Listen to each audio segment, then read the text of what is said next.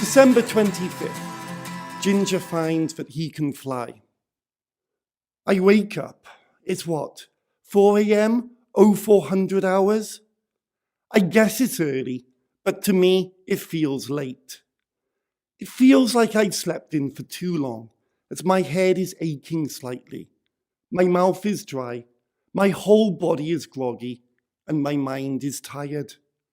I have overslept. The symptoms would suggest a hangover, sure, but this is not a hangover, as I've not drunk for a week or two. I slide out of bed, get a uniform on, walk over to the sink, wash, go to the mess, have my breakfast. My mind is waking up slowly, but it's not there yet.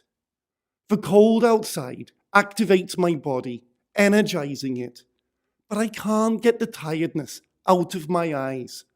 The sleepy messages telling my brain that it's been asleep for too long. It's not that I've forgotten. There is the dull ache that means it could be the last time I ever get to fly a plane, breathe. But that's always been there. It's part of the job. I was a 20-minuter once, but that extended to half an hour, and then the next 4 years. So I can't be too bad a pilot.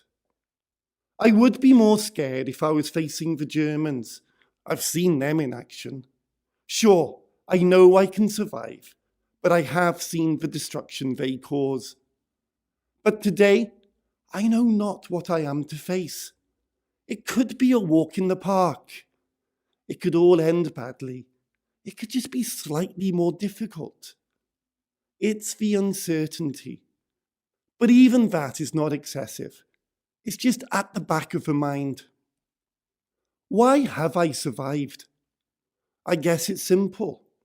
I've stayed alive so long. It's all about appearance. I have a terrible tally, actually. It's only in the 30s, not what I said before. I've killed 35 Germans. At least, I hope it's not that much. But that's how many I've shot down. Over 4 years. The real aces have killed tens more, into the hundreds. Someone like Baron von Richthofen, I would never go near him. He's too infamous. But he's also a survivor. He's more likely to come out top. And I guess that's kind of a reputation that I've gained. A survivor. Someone who has been there for the full hog and is recognizable even to the enemy.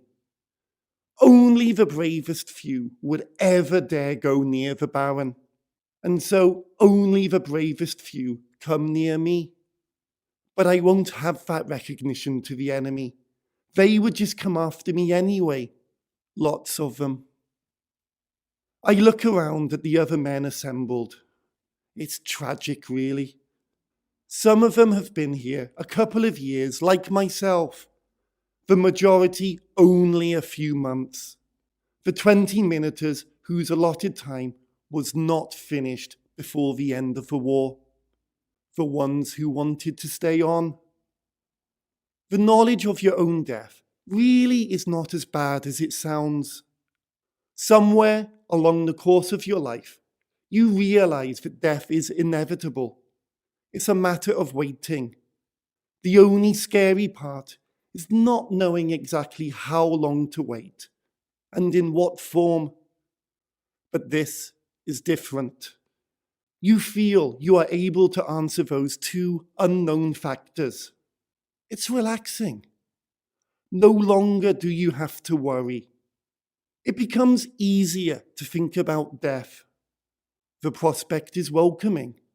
Well, comforting. It becomes an answer, not a solution. The blissful warmth of nothingness, like a return to the womb, endless sleep, lack of knowledge, but no questions to come before answers. Lack of worry, lack of concern, lack of suffering. The suffering that can bring on death. To think like this is not to bring a mass of suicides, because to live is to have. And that means to have families, friends, lovers, pets, neighbours, colleagues, acquaintances. And nobody wants to hurt any of these by actively rushing to your own death in battle. Plus, you certainly don't want to endanger your side in any way. But to die means that you can feel no guilt for dying, as it is against your will, and that there can no longer be any part of you to feel any kind of remorse for your own death or for others' loss. Whilst I'm standing here looking around, someone puts down his kit bag. He's standing right next to it, but I go up, pick it up, and scarper. Immediately he's following me, chasing after me, screaming at me to put it down. He's catching up. He's quite significantly more athletic than me. I just stop, dead. He crashes into the back of me. I turn around and give it back to him. He asks me what's up. I tell him I was just mucking around. He calls me a fucking thief, and I reply that I wasn't nicking it. He looks at me and wonders if I'm asking for a fight. I laugh and say, smile. He hits me. He really is as athletic as he looks, as I admire his muscle tone from the floor on my backside. I just have to break out into laughter. His boot merges with my face, causing more hysterics. Feeling that he's proved his point, he walks away, a trail of blood fading from his footsteps. Both of our points proven, I stay away from him, but not too far away. I can feel myself losing control of body and mind. I can feel it this time, aware in time to act. I pull the rope to bring myself back in until the consciousness control is knocked back into me by the bump of my back hitting the wall. But now it's time to head off. You can only avoid something for so long. I get into my plane. It's always weird, this. Everything about it is so uncomfortable. Everything is ungraceful. Visibility is poor. It jerks up and down. The actual flying experience is so sickening. The whole thing is so unstable. Yet, when you watch an aircraft fly overhead, everything about it is so, wow. What can you do about it? The image of it alone is enough to draw anyone in. It just seems so gloriously romantic. By now, I'm taxiing towards the runway, having done the old chocks away bit. I speed up, then the dreaded moment. It never, ever feels like you're going to take off as you pull up on the joystick. Downward momentum always has a sudden pull, and there is that frightening moment when it seems you're going to stay downwards. But you have to be strong. Make sure it doesn't. Then I'm in the air, flying away from the airfield, over buildings, over more fields, roads, all interconnecting, and you get to see just how everything does. You, Holly, grab my arm. We're off on our journey through the maze. I've always loved looking at your face. I never really get the chance. We've not even met yet, you and I, not properly. I love your face, but with this running, I don't get a proper chance to admire it. Still, it doesn't matter. It's one of the least pressing things on my mind right now. We've got a job to do, and we're doing it together. It always surprises me when we meet this way because, like I said, we've never actually met. We're running through the maze, aware that we've only got 1 hour to get to the end, that we can only get lost twice and be helped twice, but restarting from the beginning. This means that without getting lost, It should only take us about 20 minutes to finish this race together. It's not a traditional maze with hedges. Instead, the walls are made of bright, man-made fibres and wood, and it's great. We run into a slightly more open area. Around us there are a number of exits, and they lead out onto the floor below, which is what our level is raised above. Yet, these exits have no means of access down to the floor below. It's too far to jump. We think we're lost, but before we do anything, I go right up to one of the edges to check it out. It is a long way down, but obscured from view, without actually really hunting it out, is a steep ramp, almost like a ladder, as it has rungs on it, which leads downwards. So we go down onto the pebbled floor.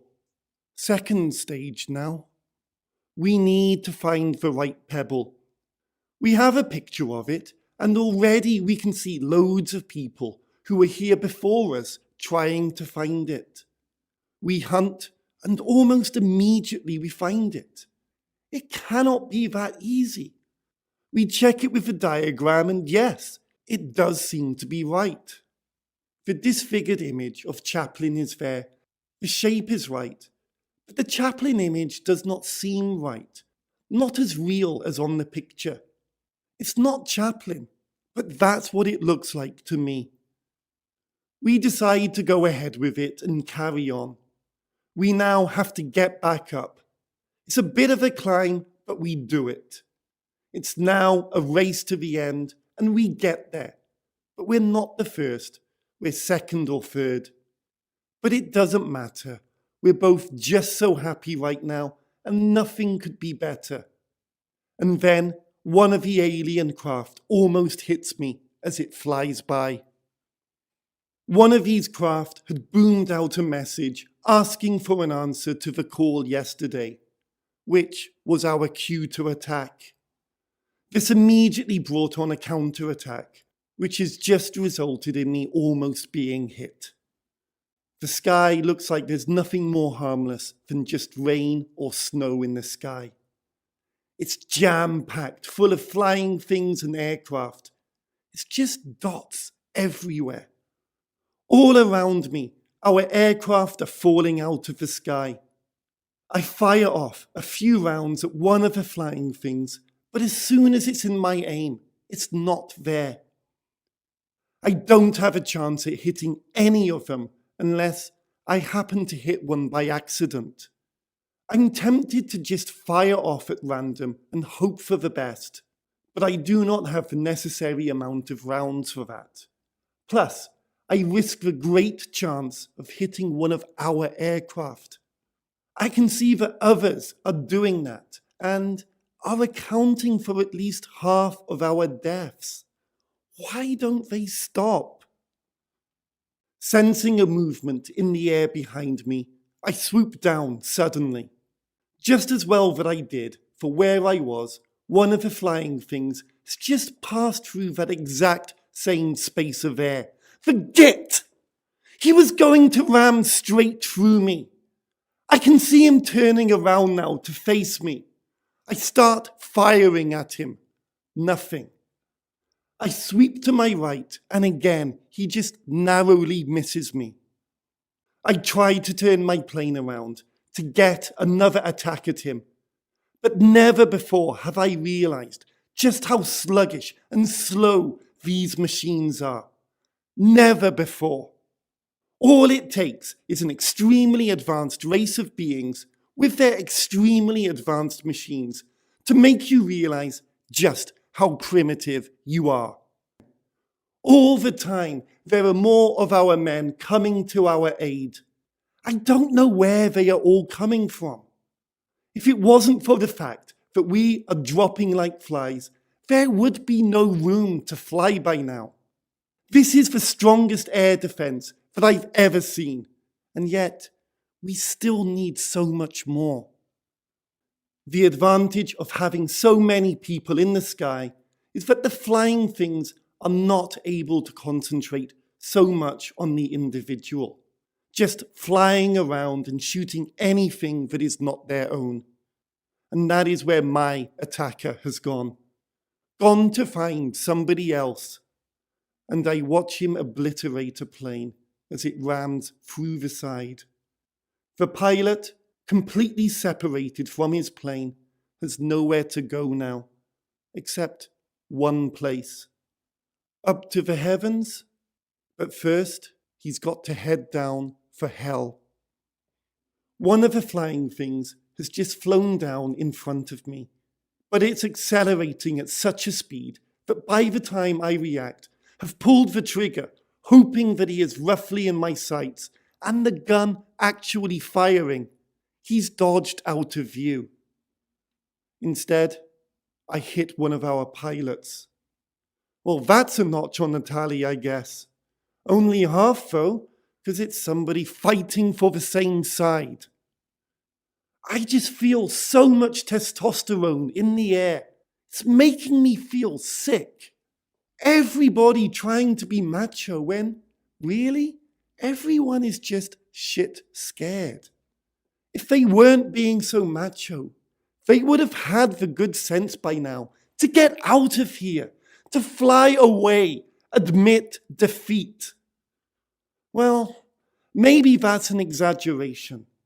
At this point, we do have to fight for our lives, because if they are willing to kill us like they are now, can you imagine how they might treat us if we were to lose this battle? So I guess we can't run away. There will be a great sense of loss after this, but that's after. Right now, we just have to keep plugging on. All of a sudden, we can't avoid the unavoidable. And this is unavoidable right now. Very much so. Yet, I really cannot stand the idea of the phallus. Men are supposed to have the phallus, i.e. penis, whereas women are supposed to be the phallus. Both are sexualized objects. Women are sexualized, fragmented down to their certain parts, and men feel that they can have control because they have the penis, whereas women, who feel castrated from an early age, desire the penis because of their lack. And so they must chase after the penis to get the man. Or so, according to Freud, who at this point in time is the only real person of any note working in this area. Perhaps there will be many more people working to provide different answers, and many will feel Freud's ideas and attitudes to be full of inaccuracies, to be deemed highly sexist, and to be worthy of full psychoanalysis themselves. However, that is not now, and this is still the present. But like I said, I hate the phallic penis. I hate everything that it is supposed to stand for. Excuse the really bad double entendre, but I really do hate it. It just looks ugly as well. This great object that does not even look good, just tacked onto the body. Mind you, they say that Casanova was meant to be a bit ugly. That's beside the point. It serves no point in my life except as a vehicle for urine to pass through. And that pretty much sums up everything about it for me. I want love, not sex. I want rid of it. No, I don't want. I will. I have a knife in my pocket. I'll do it now. Now! Right this very second. I get my knife out, my momentary lapse in concentration almost causing me to crash into another plane. I'm going to have to be careful whilst doing this. Keeping my left hand on my joystick. Gosh, the innuendos just go on. But that's what it's called. I stab into my groin with my knife, hacking away, cutting, slicing, stabbing. And there it is, in my hand, but not on my body. Fuck. Ah, shit. I've made a hell of a mess down there. A thought comes to mind. Better stop saying comes. If the hardness is caused by blood rushing to that organ, whenever I get sexually excited, rigor mortis now, then the next time I do get sexually excited, bearing in mind us males are supposed to think about sex every 7 seconds or whatever statistic it is, I'm going to bleed to death.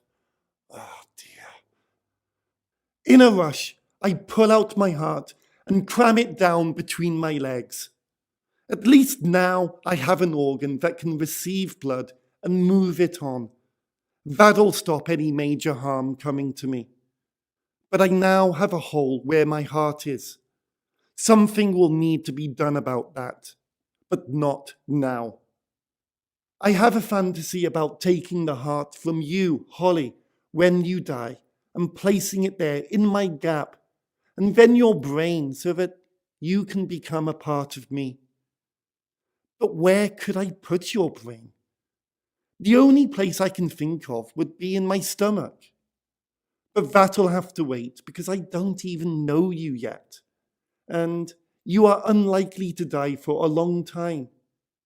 Maybe I'll just take some of your hair, which will be easily dispensed with, and place it where my heart originally was. But right now, I have to get rid of this once considered phallic organ. It's simple. I just drop it out of the side of my plane. I watch it drop. It lands directly on the surface of one of the alien flying machines, splattering and causing it to crash down to the floor, which is not far below it. I cannot help but be aware that I have just committed an act of terrible irony, all to do with military, machoism, and phallicness. Don't you just hate when things like that happen? But I've dilly-dallied to and fro for much too long now. Another alien machine is flying straight towards me. It shoots. It scores. My plane is now on fire. I scramble out of the side. Fucking Air Force, feeling that it would lower morale not to include parachutes. Feeling that it would be much better for us pilots to know that we have a choice, kill or be killed, and go straight for the kill, and not hang around feeling that we are safe by having parachutes. Fuck you. I now know what is more demoralizing. I scramble out of my plane. It just feels pointless staying in there. I jump, and there is a tall building nearby, which I manage to grab a hold of as I fall down. But my downward momentum is too great. My hands and arms stay momentarily attached to the building before falling, whilst the rest of my body detaches and continues to fall. I somehow manage to grab both my arms with my feet after having kicked off my shoes, and, flapping my arms like mad, I almost start to fly. Or at least I would if I wasn't going down so fast to begin with. Instead, I just manage to float gently down onto the earth, and I land safely. Sitting on my backside, I toss one of my arms up into the air using my foot. After a few goes, I manage to perfect the throw so that I can get my arm to insert itself back into its joint. With one arm fully active, I can now pick up the other arm and connect that one to my body. Perfection. I notice that I've fallen near to where that crashed alien craft is. It seems relatively undamaged, but has not moved. There is just a smear on the surface, which is the only sign that anything happened. There are a number of people crowded round it, pilots mainly. They're kicking the machine, hating it violently, vocally, and I really don't blame them. I move cautiously over to the machine, being more wary than the others. I get the feeling it's watching me, that its eyes are hovering behind me, watching me move over, watching the others hit the damn thing. I move too cautiously, and by now I have my pistol ready, poised in a state of paranoia, knowing that when I get there, it's going to jump out at me, whatever that is inside it. I look at the pilots, and I look at myself, all blasted out of the sky. That machine there is the only one out of action, and I want to destroy it, to make sure that it never gets the chance to destroy anything ever again. I shoot at it. The bullets ricochet back. The pilots all dive for cover, some of them pushing me around, hitting me, punching me for endangering them. I move on, still very cautiously. The only thing endangering them is that, and those above. We don't stand a chance. I want to destroy that, and I want to destroy those. But how? I only have this gun, which has proved inefficient. And before that, my plane, which has proved inefficient. Our Air Force combined is inefficient. I need a bigger force of weapon, and there is only one. I can use that to destroy those before destroying that. I'm still moving on, my progress only halting when I get pushed or hit in the face. But I don't fear those other men. I only fear that right now. I'm a meter away, and I still can't see any discernible entrance. How can I get in? I reach out, feel the machine. There's a slight crack. I follow the crack around to the front of the machine, where the crack briefly turns into much more of an indentation. My fingers follow it in. I've been given more space now, the others backing away. They can see me making an entrance. They respect me now, for nothing they can do can compare to what will happen. Plus, they understand. My fear has become their fear, and they, too, reach for their pistols. Inside the indentation is a latch. Not designed for human fingers, it is difficult to open, my head and body leaning over the machine as I try to open it. The door opens upward, hitting me. I fly back, monster jumps out. I shoot, everyone shoots. The monster lands on me. I fight, it submits. Only it hasn't, because it is a carcass destroyed by the bullets, human bullets, as the pilots in a much more dominant position were able to anticipate and fire on impulse exactly when the monster would jump out. I can't even get an accurate description of what it looks like, unless holes, blood, and decapitated limbs with stringy bits of skin is what makes up these monsters. Probably is. And now it's time to get in. The door, still wide open, invites me in.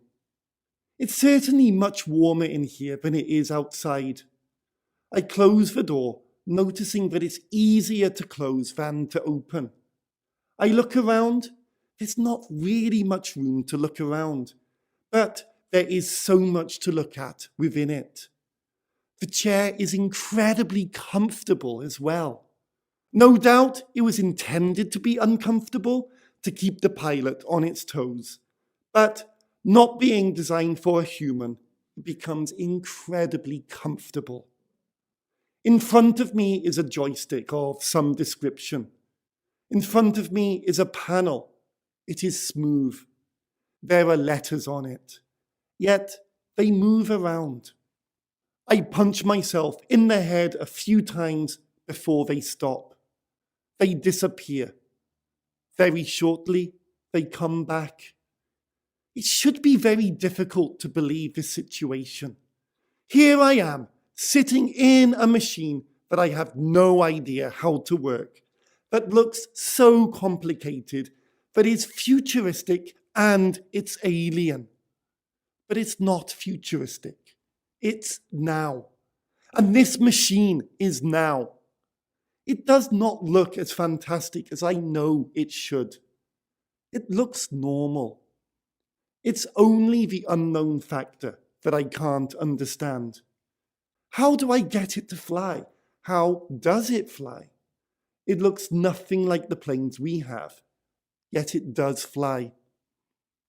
If I look around, nothing actually looks new.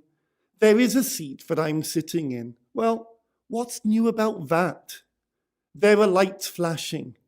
What's new about that? There are 2 joysticks in front of me. The only new thing about that is a button on top, which seems very different, but only the context with which the button is now in. But what's actually new about joysticks or buttons? There are pedals in front of me. I've used pedals before.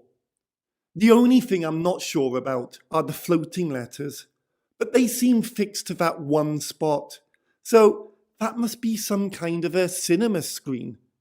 Again, I've been to the pictures. The context is new for everything, but nothing actually seems out of place. There is a used feel about this, gives it an identity, an animal identity, not a machine identity.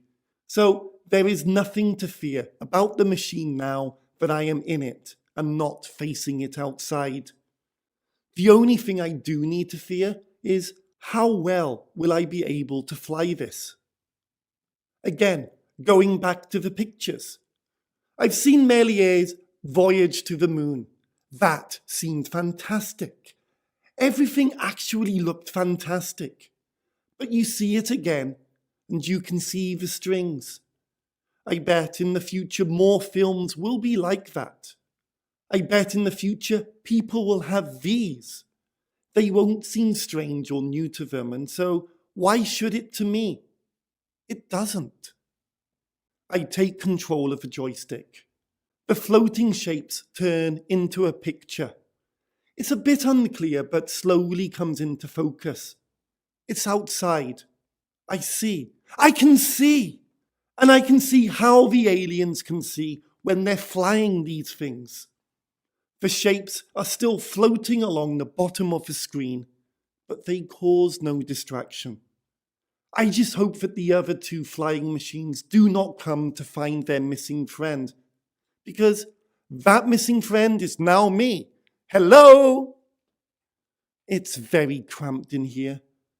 The overall color is black, but I can see clearly inside.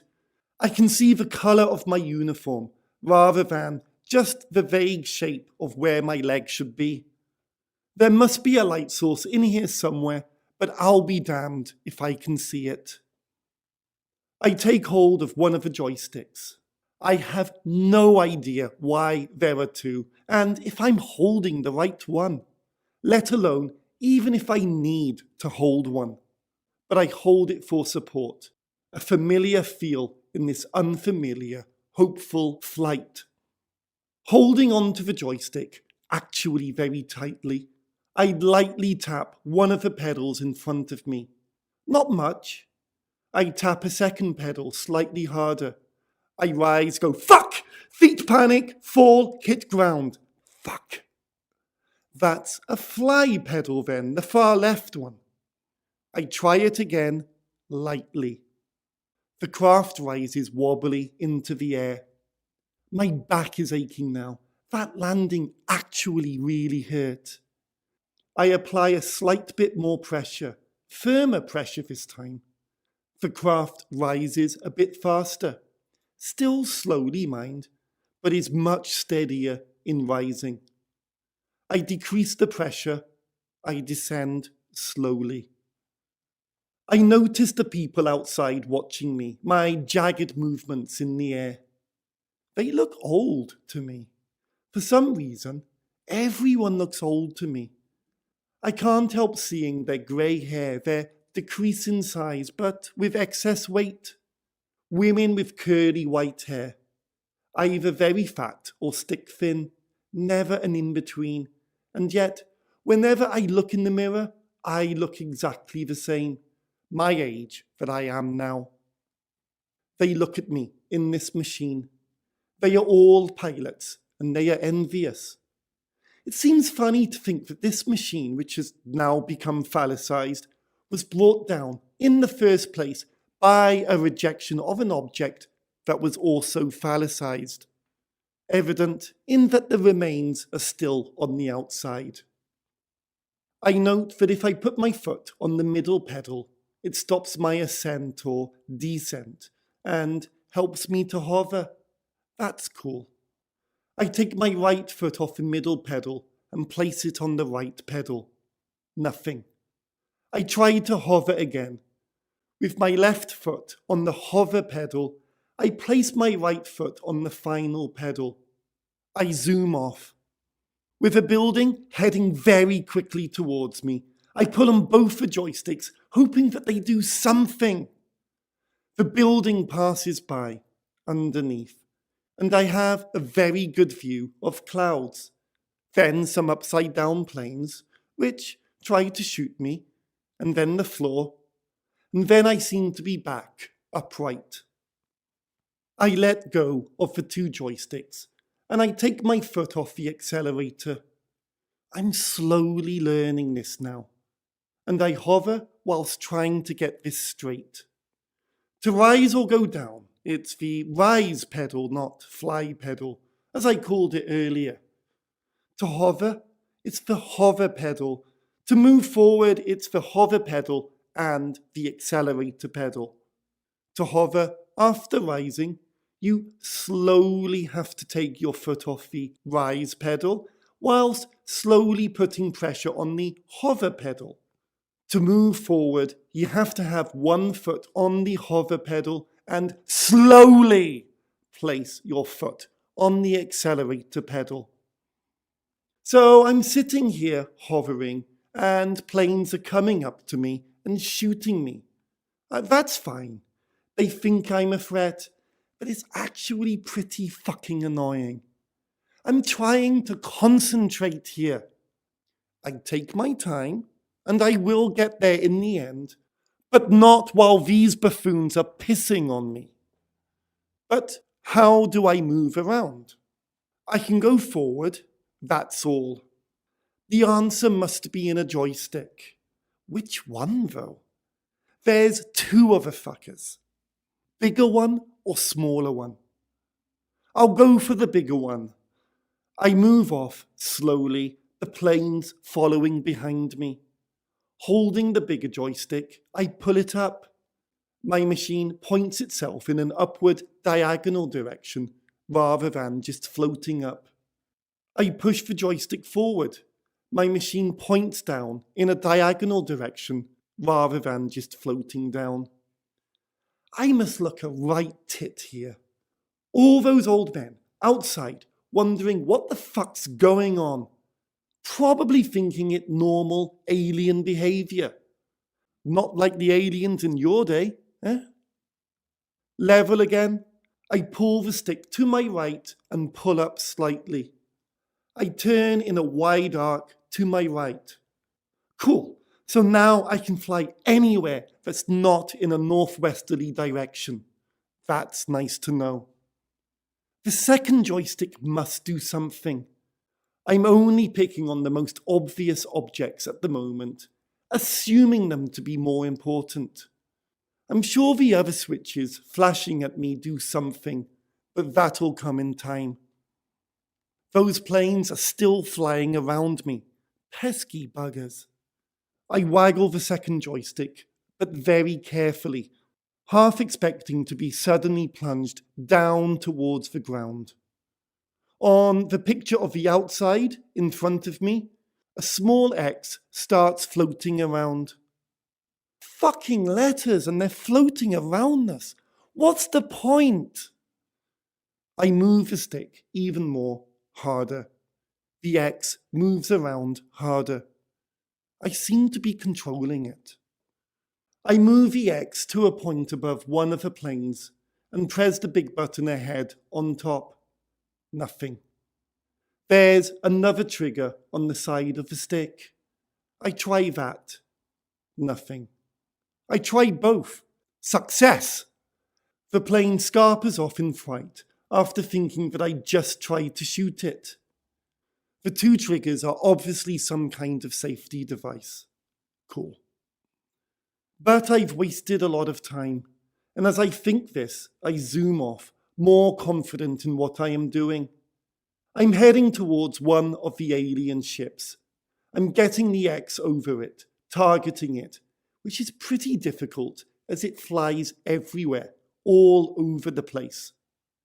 It seems to linger for just an instant, and I spring into action. I just fire like mad, aware that I've not targeted properly, but that's not a problem, as there is a wall of fire heading out towards it. Fortunately, there are no other planes around. I pray that it's going to work. The bullets have had no success, so will this? The majority of my fire misses completely. I'm still firing away, but a few hit. They make an impact. I keep firing, getting closer all the time. It's darting all over the place, not sure what's going on. A couple more hit. A significant difference, as there is now smoke rising from a hole. I fire more. Kaboom, success. I've caused an internal explosion. A significant part of it has blown off. It's going down. But this does not stop me. I want to make sure. I really want to make sure. I keep firing, getting dangerously close now that it seems to have stalled mid-air before its descent. And I keep firing until just meters away I pull up and over. I turn quickly. It's tried to get a shot out at me. Pretty fucking good shot, as it just narrowly misses. But that's all it can manage. I hover, watch it go down. There's another explosion mid-descent.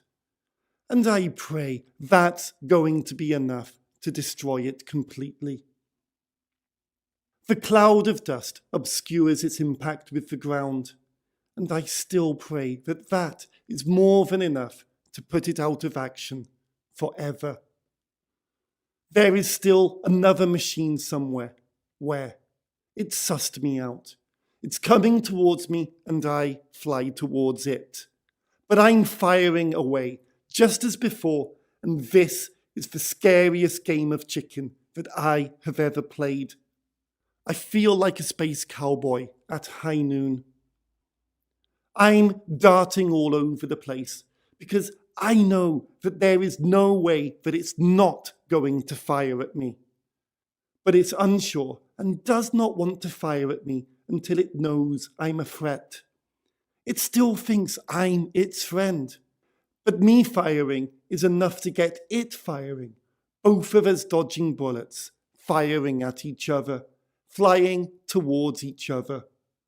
We zoom by, turn drastically, but it manages to turn faster than me.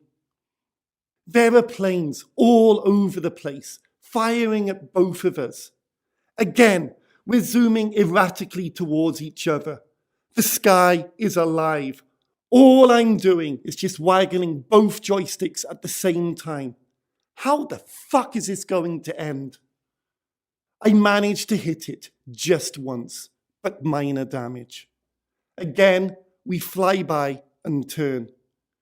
The turns are long and slow, which gives us plenty of room to get another run. Another run, and planes are still shooting the fuck. This time, the run is shorter. It's decreasing every time. Again, we fly by.